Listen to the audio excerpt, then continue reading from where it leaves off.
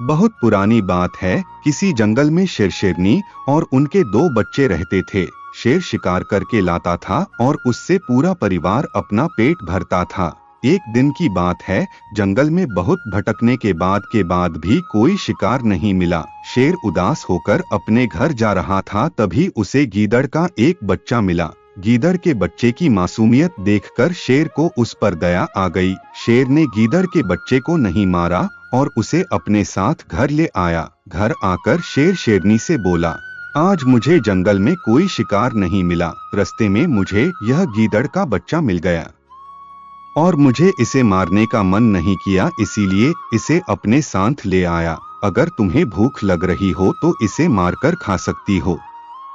शेरनी को भी गीदड़ के बच्चे पर दया आ गई और शेरनी बोली, जिसे आपने जीवन दान दिया हो उसे हम कैसे खा सकते हैं। इस गीदड़ के बच्चे को हम अपने बच्चों के समान रखेंगे। अब शेर और शेरनी गीदड़ के बच्चे को अपने बच्चे की तरह पालने लगे। गीदड़ का बच्चा शेर के बच्चों के साथ खेलता और शेरनी का दूध पीकर बड़ा होने लगा। एक दिन शेर और गीदड़ के बच्चे खेल रहे थे, तभी वहां एक बड़ा सा हाथी वहां आ गया। उसे देखकर शेर के दोनों बच्चे हाथी की तरफ लपके और उसे गुर्राने लगे। शेर के बच्चों को ऐसा करते देख गीदड़ का बच्चा डर गया और शेर के बच्चों से बोला, यह हाथी बहुत बड़ा है, उससे दूर रहने में भलाई है। तुम्हें भी इससे दूर रहना चाहिए, नहीं तो यह हमें मार देगा।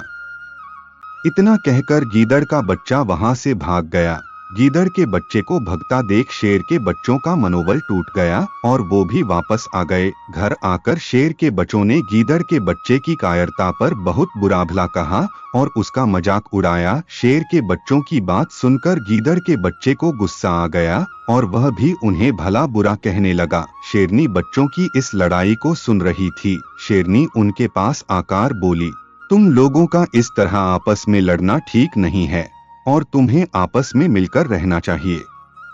शेरनी के समझाने पर गीदड़ का बच्चा और भड़क गया और बोला, पराक्रम और बल में मैं इनके अधिक हूँ और ये मेरा ही मजाक उड़ा रहे हैं। मुझे और अधिक गुस्सा दिलाया तो मैं इन्हें मार दूंगा। गीदड़ के बच्चे की इस प्रकार की बातें सुनकर शेरनी को हंसी आ गई और वह गीदड़ के बच्चे को एकांत में ले गई और बोली, तुमको मैंने अपना दूध पिलाकर बड़ा किया है, परंतु तुम एक गीदड़ के बच्चे हो। तुम कितने ही शक्तिशाली क्यों न हो, परंतु जिस कुल में तुम जन्मे हो उसमें हाथी नहीं मारे जाते। शेरनी की बातें सुनकर गीदड़ का बच्चा बहुत डर गया और अब वह अपने गीदड़ों के परिवार और अपने कुनबे के साथ रहना चाहता था। उसने यह बात शेर और शेरनी को यह बात बतलाई। शेर और शेरनी ने उसके परिवार और माता पिता का पता लगाया और वो उसे उसके माता पिता के पास छोड़ने गए। शेर और शेरनी दूर टीले पर खड़े रहे और गीदड़ का बच्चा अपने माँ बाप और अपने कुनबे से जाकर मिल गया। गीदड़ का बच्चा भी उसे जन्म देने वाले माँ बाप से मिलकर बहुत खुश था और उसके माता पिता और रिश्तेदार भी उससे मिलकर बहुत खुश हुए।